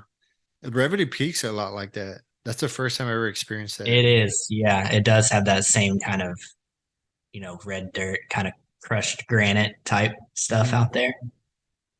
Are you gonna try to support or go down or at all? I know it's kind of tough because you're like one man deep. The Team Trail Party race, and I think it's one day at Reveille Peak and the next day at Spider. Yeah, I may get down there for that one on the Sunday. That'd be cool. Yeah, That's gonna be a big race. I don't know if I'm gonna do it yet, but at the very least, I may just show up and like help out at the booth or something. yeah. You gonna start racing? Uh, probably not. It's not my thing. Like me as a rider, uh, I do it because I love it and I have a lot of fun. And I'm a very average mountain bike rider. Like I almost enjoy working on the bikes uh, more than riding them. But yeah, I probably wouldn't even be like mid pack at a race. Uh, I don't honestly, when I go into races, I don't even like when I first started racing, I kind of had that mentality, like where I was trying to apply like all these, you know, team sports, you know, mindset to try to be fast or whatever. And it didn't do well for me at all. I was like hating it. Um, I kind of had a shitty attitude. And then like I think it was after the third race, I was like, I'm not having fun. So I just need to kind of just remember it's just like I'm riding a bike. You know what I mean? Yeah, And I heard somebody say like just keep it between the tape. So I kind of kept that in my mind. I had a guy on the podcast. He was talking to me. He's a mental health sports coach, and we had a couple sessions afterwards. And he was just talking about like just to kind of keep these simple things in mind, and just to try to whatever works for you in the sense of like so keep it between the tape, have fun, breathe. You know what I mean? yeah, So ever since I kind of do that, and especially that's what I tell people in the team, like, hey man, if you podium, like each person's goals for the team is their goals, right? If you want to be like number one all the time, then that's cool. Just don't be an asshole. You know what I mean? Yeah, yeah, So it's for me personally, it's just if I podium, that's a bonus. But that's just the way I see it. And every time I ride, I don't say every time I ride. Like today I went for a ride. And anytime it's rare that I just ride and I'm not attacking the trail just because that's yeah, the way I like to ride, you know? yeah, But, if I'm leading a group, then obviously I'm not going to be doing that. Um, but that's why I just enjoy to ride. And so I train without training, if that makes sense. But that probably also means I'm not always going to be like number one. You know what I mean? Because I don't yeah, train with intent. yeah, But I really enjoy riding. I just after a couple of injuries or racing, but after a couple of injuries, it kind of just shifted things back in perspective, right? Like I'm not, not to say that I'm not gonna give it my all, but at the same time, it's like I learned when you give it your all when you're racing, it doesn't bode well. Like you end up making mistakes, you end yeah. up crashing, or because you're not race, you don't ride like that all the time. So Right. for you to try to ride that way, you're gonna jack up, if that makes Yeah, sense. yeah. I mean, I think that competition is good. Um, but I don't ever want it. Like I just have fun riding my Yeah, bike, and I wouldn't ever want to have the fun taken out of it because I'm putting too much pressure on myself to perform. yeah. And that's fair. And that's why I didn't want to get into racing when I first started because I had that understanding that I was going to be like I don't want to take it serious, you know what I mean? Because it's going to take the fun. It's going to become like a job. But then once I did start racing, I kind of started shifting the way I saw it.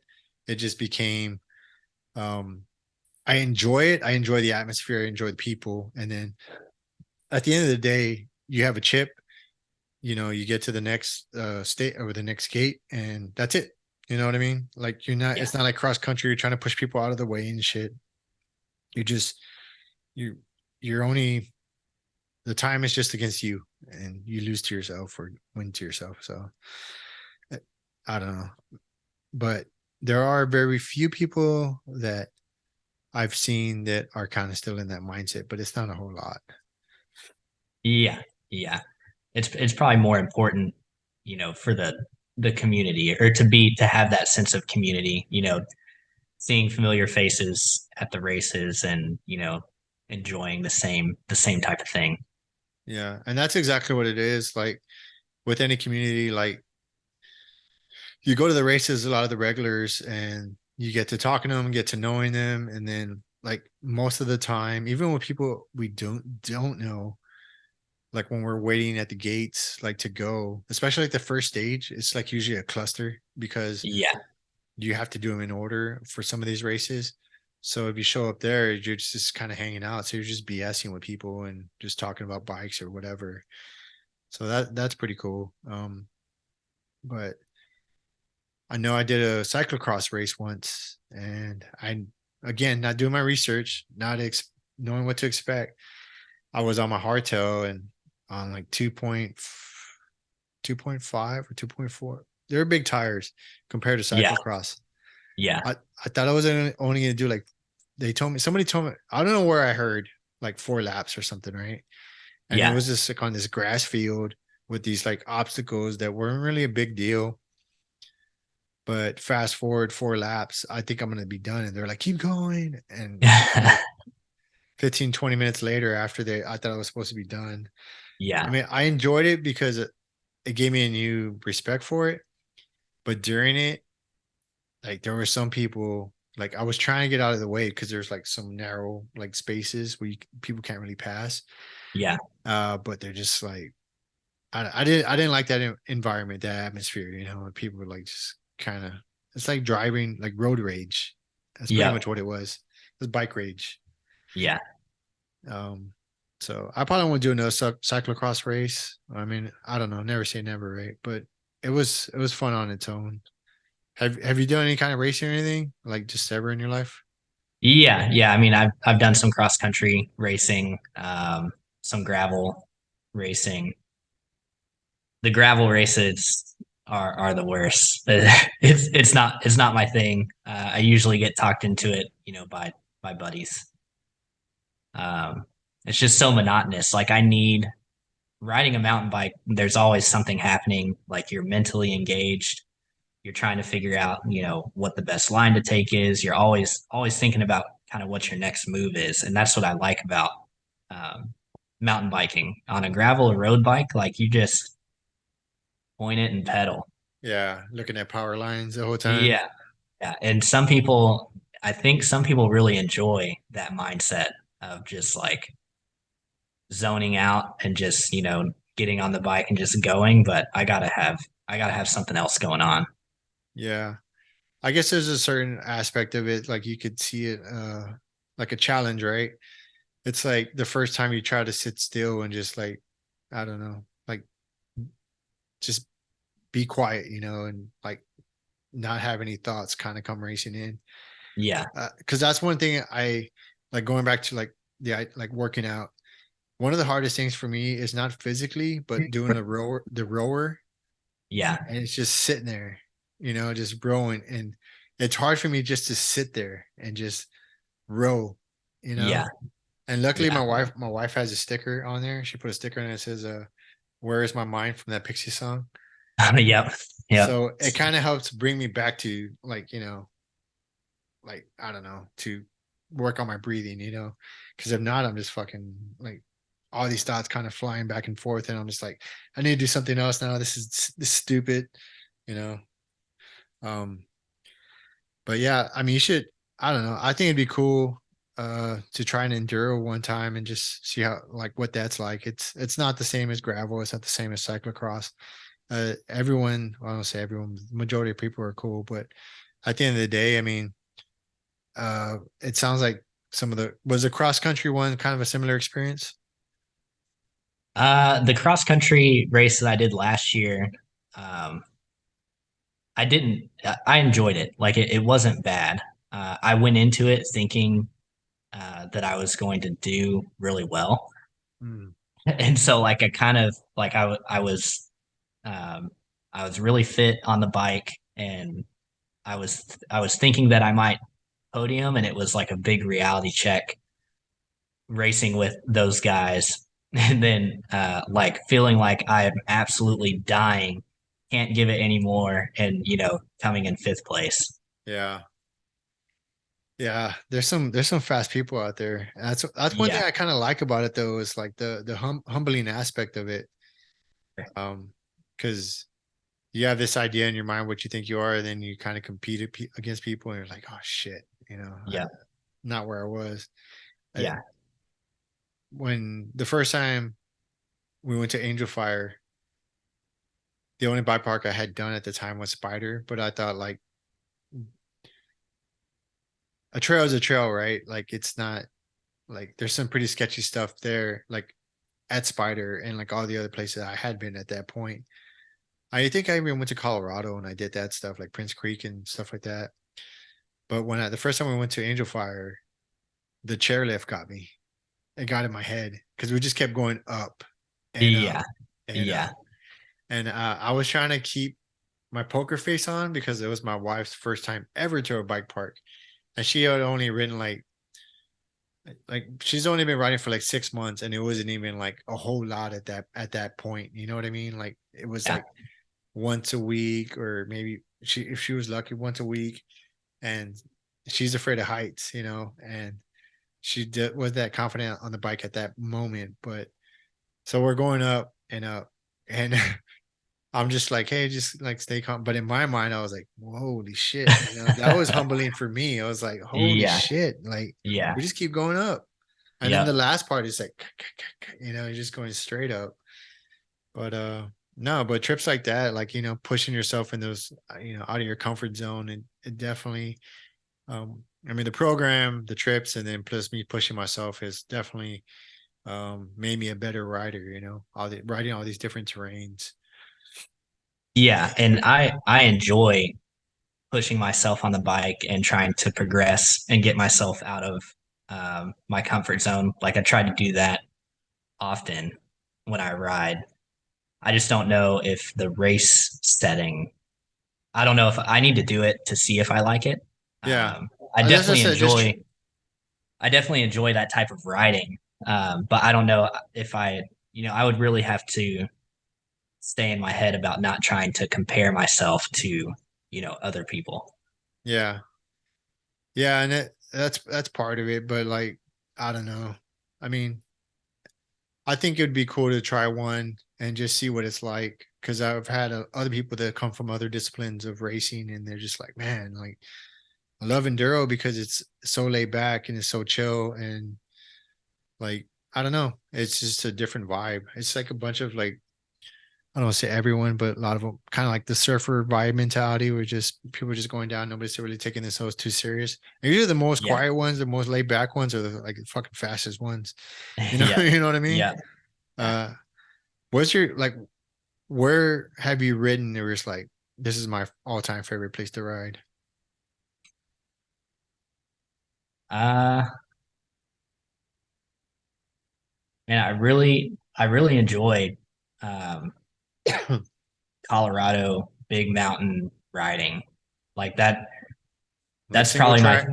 yeah, that's probably my favorite type of riding. Like the Monarch Crest Trail is that's probably my favorite ride that I've ever done because it's long. It's like, uh, you know, 20 miles or so, and you climb a lot and you're up on the Continental Divide for a long time. And then you just have this epic downhill ride that lasts forever. So if you ever get a chance to do the Monarch Crest Trail, that one is a ton of fun. We have a guy on the program when we went to Breckenridge last year. He went a couple of days earlier and he rode the Monarch Crest Trail and he was talking about it. And I was like, damn, that sounds awesome. But you did say it was a Yeah. beast. I think he did it on It a Seagull speed. yeah, there's crazy people out there that like they'll pass you on a full rigid bike and you're just sitting there wondering like what is this person doing out here? Get out of here, psycho. Yeah. Yeah. But that trail is a ton of fun. I like the big epic rides like that. Like the whole enchilada, really enjoy that ride. That's like my style of riding is, going out for it to be like a 6, 8 hour all day thing, epic landscapes, big ride. Yeah. Is there any like what's your bucket list for places to ride? I don't know. This year for the trip that I take with my buddies, we're talking about going to Asheville. I've never Oh, been there, nice. um, and that seems like a lot of fun. We have some chapter or some ambassadors in the area. So when you go, I'm pretty sure they Okay. can show you around and stuff. Yeah, I'm hoping to get out there. There was something that's supposed to come up in the next couple of weeks. We'll see what happens. But if that ends up happening, it's gonna end up taking me up to Massachusetts, and then I yeah, was thinking about driving down the East Coast and stopping at some of the places, um, just to go riding, and also kind of link up with other, chapter leads or what have you. yeah. What about you? Where's favorite spot that you've ridden? Favorite spot? I think that's a tough question. I know I pitched that to you. So there's a couple of spots. One, Carbondale, Prince Creek was pretty cool. Um, because man, you had to work for it. As you know, big mountain like riding, I went the wrong way. So I ended up like climbing up the fire road. So I was pretty much a gravel bike rider for like, I don't know, fucking it seemed like forever. It's the Yeah, first time I actually really considered buying an e-bike. I had my GoPro on and I said that I was like, this is the first time I thought about buying an e-bike. But when I finally got to the top, I met with some other riders and they showed me around. But it was just you're coming around like these, turns and you just like see this huge mountain with like snow on it. And I don't know. Maybe that's a Mandela effect. I don't know if there's snow on there. It might have been. I'm pretty sure there was. I gotta go back and look at the video. yeah, But it's like that's one of the things I try to tell people when I ride, like especially family, like why do you do all this crazy stuff? Or, like it's so dangerous. But like, yeah, but you start getting I don't want to say addicted, but you have to work for all these like beautiful landscapes that you can't get there with a car, Yeah. and you're not just getting it for free. You got to work for it. And when you finally get up there, you have the elation of climbing. I'm like, damn, I can't believe I did that. I wanted to turn back a couple of times. And then you get these amazing like downs, when you're going downhill. And at the same time, you like run into all these people that, that kind of have that same love for the sport. And so that there's all that wrapped into it. And but so there, I like Angel Fire. Lost Lake was a good one. Have you ever done Lost Lake? Where's that at? It's in New Mexico, Okay. around Angel Fire. So that one was 7 miles of climbing. But once we got to the top, there was this, I guess, I don't know, because there's a few lakes up there. I don't know if that was the Lost Lake, but that was what the trail was called. But it looked fake, you know. Yeah. You just like look out. I think I have a picture or video, but you look out and it's just like this, like clear water, and then there's just like, in this, I don't even know, like a bowl, and then you just see the sky, and we jumped in the water. We're all tired as shit, and then we go down this single track, like raw, like just, I don't know. It was awesome. We couldn't do it this last year because they had a windstorm, so there was so many trees on the trail Yeah. there. But I think my bucket list would be like, in my mind, I would love to do Whistler, Yeah. because when I first started riding, when I first started seriously riding in 18, that was kind of like my bucket list. I want to go to Whistler and I want to be able to do everything there. Like I want to get to that, like progress to that point where I can do everything there. Like Yeah.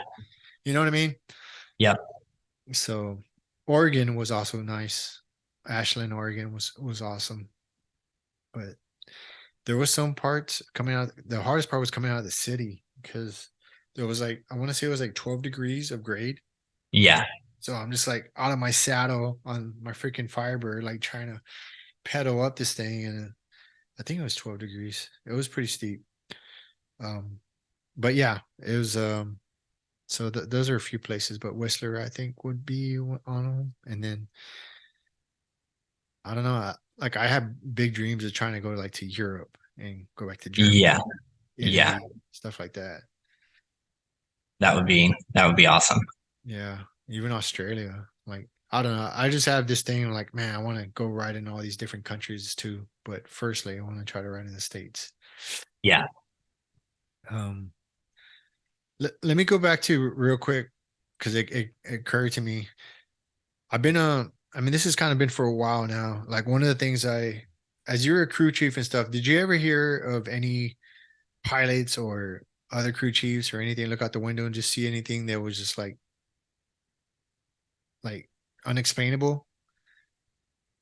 Uh, I never experienced anything like that, and not. I don't think any of the pilots that I flew with, like, I never heard any stories about, you know, seeing something that, they didn't know what it was or couldn't identify it. Yeah, But I think, it's really common. I think it's more common than what we know. yeah. I go back to, I mean, even more recent, like last time we were in Breckenridge, we're out in the back, and it was, as you know, like in these mountain places, like you can see the sky very clearly.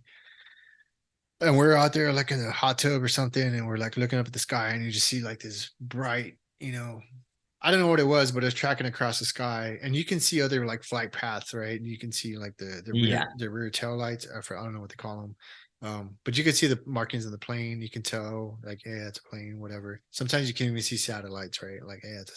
satellite. But this, I don't know what this was, and it wasn't like anything. And that's none of the things that I've experienced are like exciting. It's not like I saw like an alien come out of a aircraft and shake my hand or some shit, give me beer or Right. whatever. Yeah. But this was the more recent one, and it was just like this bright, like it was almost like a big ball. Like, I mean, I couldn't tell you how big it was, but it was relatively bigger than a plane. And it was just kind of tracking across the sky and had like a slight, I want to say it was like a slight tail to it, but it wasn't, it, it wasn't like so long where you think it was a comet or anything like that. It was Yeah. just like, but it was just different, right? It looked different in the sky, and it's just kind of tracking. I told Jonathan, he's like, I don't know what that is, and we are kind of both looking at it, and he was about to go to bed, and that's kind of what I like to do. I like to look up at this ever since I was a little kid or whatever, but I still do that now. So he goes inside, and I'm just like tracking it. It's going across the sky, and it just like fades out. You know, I was just like, that's nothing exciting, but I don't know what that was. And I know I wasn't the only person to see that, like in the city, because it was pretty Yeah. obvious. But the most like craziest thing I've seen was, and I've talked about this before, um, is when I was, my brother was going to Job Corps in Roswell, like to learn a trade. He was passed out drunk. I'm going to give you the cliff notes because I've talked about this before. Yeah. So he was passed out because he came home for the holidays. We were taking him back. He was, I mean, he was asleep in the back. I'll just say that. I'm gonna fucking talk shit about him. He's not here, but he was asleep in the back very deeply. And my mom was driving. I was probably like, I want to say like 13 or so, because he had just graduated. He was there. I'm trying to think of the time frame. And we're driving on this road, like, and Job Corps was in Roswell at the time. We weren't, I don't think we were in Roswell. I think we might have been in just getting into New Mexico or something. But we're driving on this road and or highway, and we see like this light coming at it. Well, it's just, it looked like a motorcycle light, like on the other side of the road, right? Yeah. And it was like a distance, like far away, right? And my mom and I are just talking. I'm trying to keep her up, and it's like, I don't know, midnight or so. And we're driving, and at the time there wasn't cell phones or nothing. We're just talking on the phone, like we're just talking to each other and listening to. I don't think there was anything on the radio, because back in the day you used to go between cities and you couldn't get any reception. Yeah. So we just see this light, and then before you know it, that's all we're talking about. And it's just kind of, it's like we're driving, we're kind of like, how come we're not getting any closer to it? Like it's been there for a while, it's not coming any closer. So she starts speeding up. Yeah, she's pretty smart. Starts speeding up, and like it starts to go backwards, right? And I'm like, it's a train, maybe it unhooked, and now it's starting to go backwards. So she has obviously has more experience than I do in life. So she starts speeding up more, and we're just driving and driving, and then like it starts going faster, and then you can start seeing it going over like terrain. You just see this light kind of going up and down, like it's obviously going over stuff. It's like, Yeah. that train's moving fast, backwards. And then at some point, it's like somebody got a laser pointer and just went, and it was gone like that. And that was it. That was all that happened. We had like a flat tire, like maybe like 5 minutes after that. I don't think there was any relation to that, but coincidence or what have you. But Yeah. that's all that happened. And I never really talked about it again, because it was like, it's just kind of one thing you kind of just throw in the back of your mind, like, that's fucking crazy. And we were kind of like talking to each other, like, do you see that? Like that was whatever. But I kind of started coming back to the periphery, like, I don't know, like 5, 7, maybe 8 years ago or so. And just thinking about it, it popped in my head because I think I saw something on the news or something.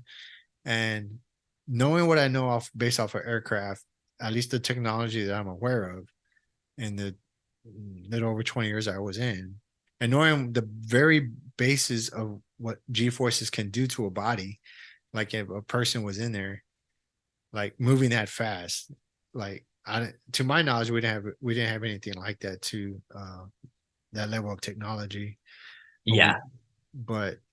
and if it does exist, then that's a very small amount of people that are aware of it, um, which is not out of the realm of possibilities. Yeah. Yeah.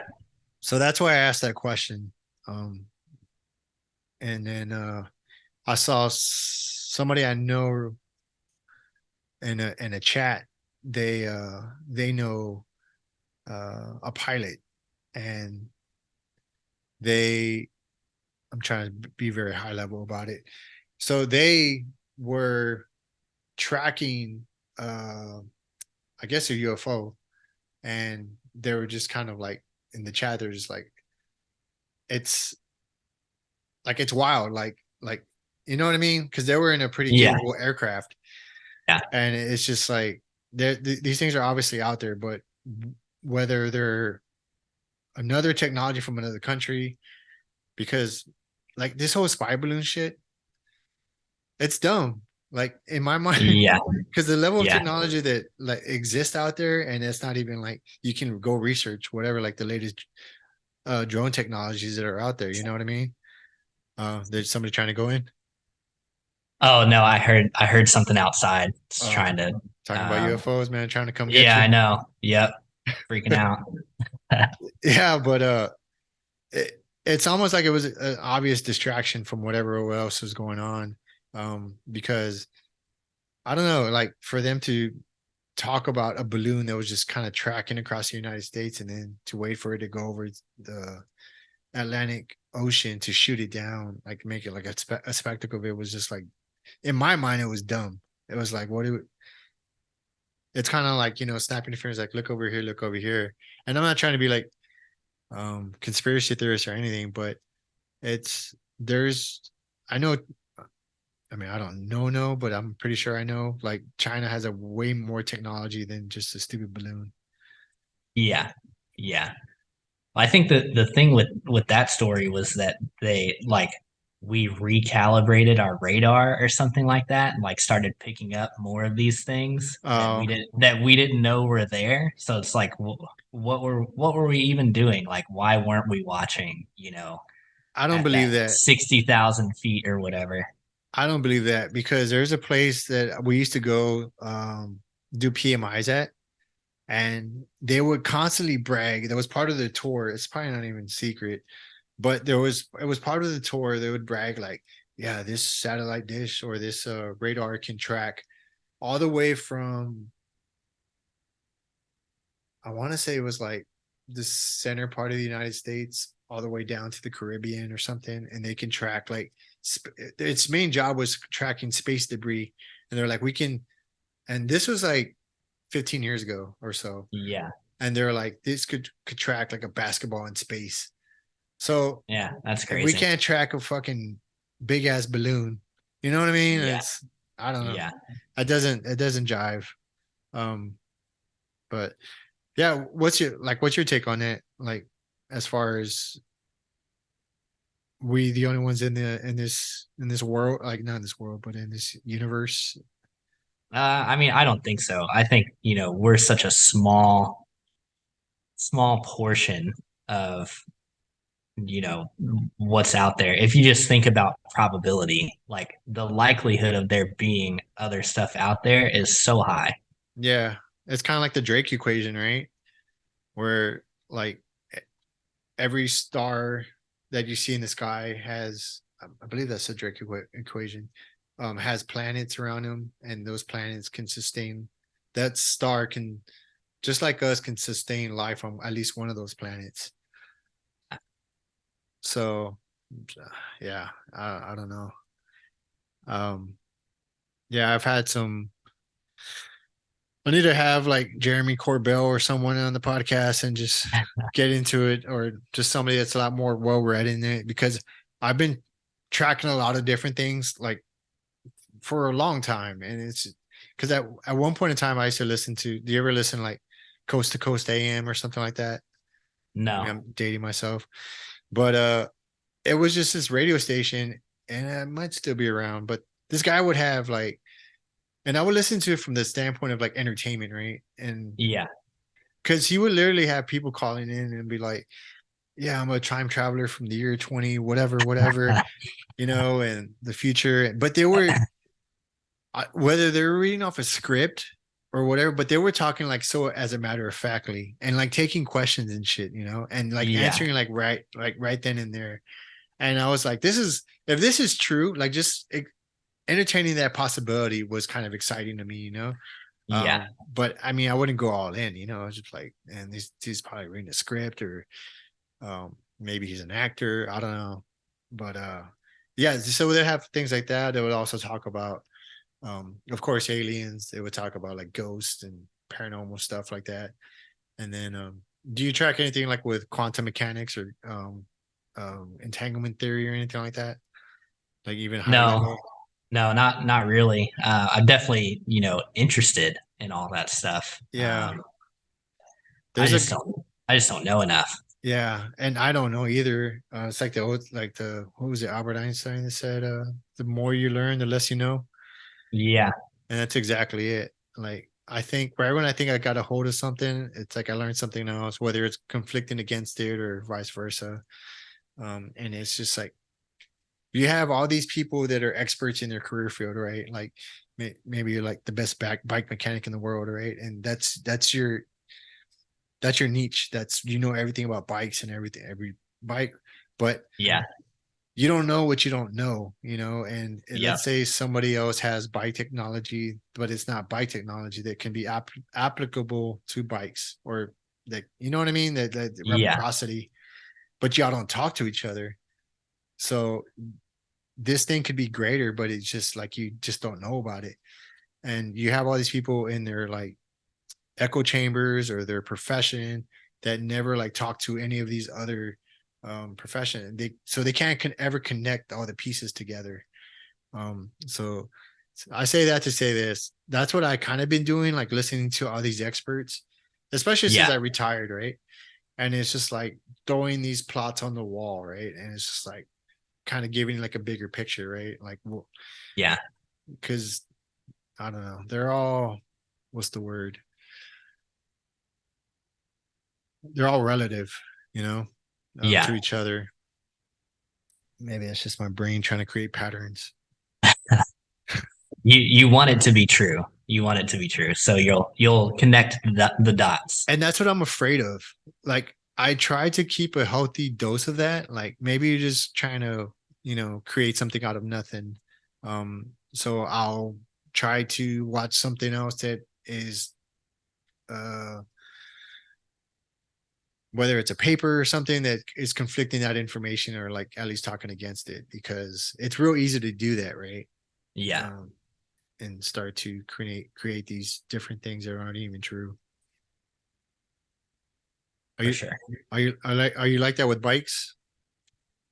Like, is there anything that you're just kind of like honed in on, like music or anything? I get real nerdy about suspension design. So Also, uh like the kinematics of how suspension works and how it's going to feel. And that's one of the main reasons why I like Canfield and Revel so much, is because I just think that they're doing something different that's not the same, horse link suspension design that every other bike manufacturer out there is using. what do you think about DW link suspension? Is It's it really it's really similar to the Canfield design. Some differences, like I think the Canfield design edges it out.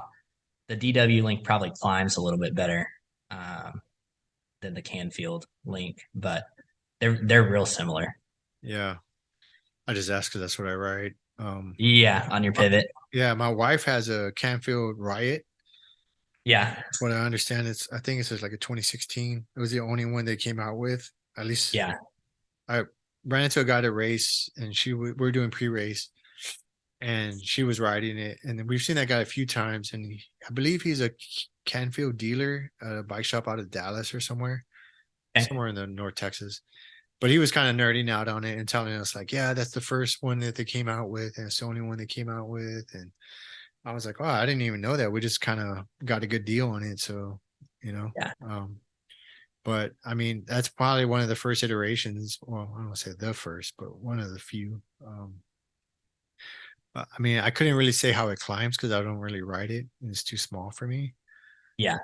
But what do you like about, like, what are they doing differently in the industry that kind of has you like